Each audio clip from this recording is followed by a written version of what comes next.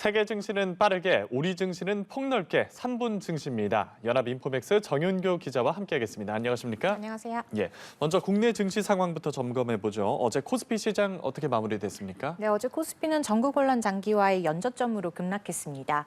코스피 종가는 전장 대비 2.78% 하락한 2360.58로 집계됐는데요. 예. 지수는 올해 들어서 가장 낮은 수준으로 떨어졌고요. 작년 11월 3일 이후 1년 1개월 만에 최저치를 경신했습니다. 투자 주체별로는 개인이 9천억 원 가량을 던졌고요. 윤석열 대통령에 대한 국회 탄핵소추안 의결이 불발되면서 전국 혼란 장기화에 대한 우려로 패닉세를 보였습니다. 원달러 환율은 2년 2개월 만에 가장 높은 수준인 1,437원까지 뛰었고 환율 급등의 지수 하방 압력은 더욱 커졌습니다. 시가총액 상위 10개 종목은 SK하이닉스를 제외하고 모두 내렸고요. 상위 30개 종목으로 시야를 넓혀봐도 단 3종목만이 상승했습니다. 삼성전자 주가는 1.3% 빠졌고요. LG에너지솔루션과 삼성바이오로직스, 현대차는 각각 1% 안팎의 낙폭을 보였습니다. 정치 불안이 계속되면서 우리 증시는 쇼크 수준의 급락세를 지속하고 있고요. 비상사태로 치닫는 분위기입니다. 예, 전반적으로 약세장이었지만 특히나 금융주, 방산주, 여행주의 급락이 두드러졌다고요? 네, 어제 우리 증시는 연저점을 경신하면서 일제히 내렸는데 금융업 쪽은 특히나 큰 타격을 받았습니다. 정부가 추진한 밸류업 정책에 대한 우려가 번지면서인데요. 어제만 해도 KB금융은 3% 가까이 물러났고 메리츠 금융지주는 2%대, 신한지주는 1%대로 후퇴했습니다.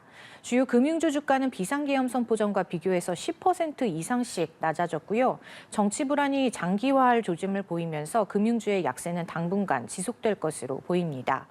어제는 방산주의 낙폭도 도드라졌는데요. 정치적 불확실성으로 방산업 수출 계약에 차질이 빚어질 거란 우려가 확산한 여파였습니다.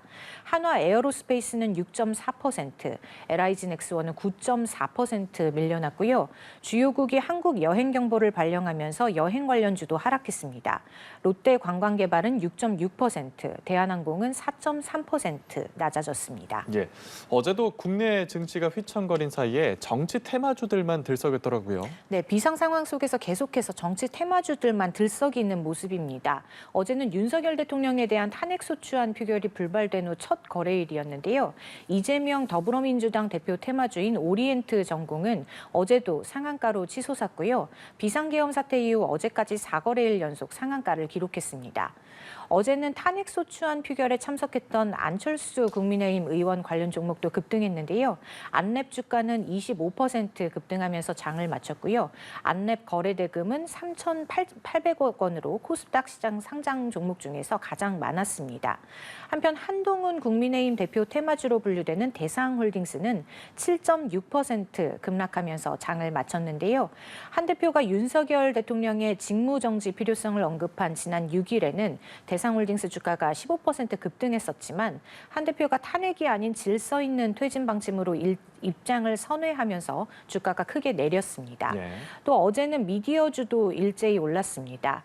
비상계엄 사태 이후 뉴스에 대한 관심이 커지고 시청률도 크게 오르면서입니다. IMBC와 YTN은 상한가를 기록했고요. 이 밖에 KNN은 11%, 디지털 조선은 7.4% 상승했습니다. 예, 간밤에 미국 증시는 어떻게 마무리됐습니까? 네, 간밤 뉴욕 증시는 일제히 하락세를 나타냈습니다. 인공지능 대장주 엔비디아에 대한 반독점 조사 착수 소식에 엔비디아 주가가 미끄러지면서 시장 전반이 위축됐습니다. 3대 지수 보겠습니다.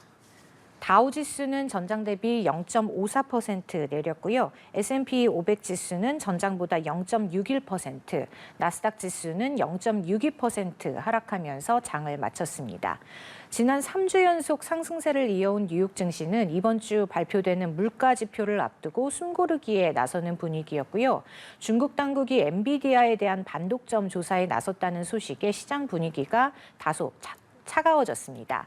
중국 국가시장감독관리총국은 엔비디아가 이스라엘 반도체 기업 멜라녹스를 인수하는 과정에서 중국의 반독점법을 위반한 혐의가 발견됐다고 밝혔고요. 조사에 착수했다고 전했습니다. 이 소식에 엔비디아 주가는 2.5% 하락했고요. 3거래일 연속 하락세를 기록했습니다.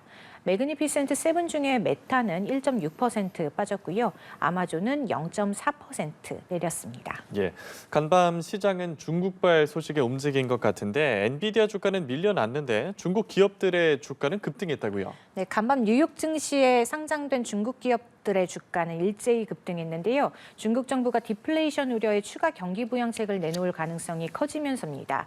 중국은 내일부터 이틀간 중앙경제공작회의를 개최할 예정인데요. 여기서 추가적인 경기 부양책이 나올 거란 기대감이 커지고 있습니다. 이 기대감에 전자상거래 업체 알리바바는 7%대로 뛰어올랐고요. 전자상거래 플랫폼 테무의 모회사 핀더더 주가는 10% 이상 치솟았습니다. 징둥닷컴은 11% 올랐고요. 바이두는 7.6% 급상승했습니다. 예, 알겠습니다. 화요일 3분 증시 연합인포맥스 정윤교 기자와 함께했습니다. 오늘 말씀 고맙습니다. 고맙습니다.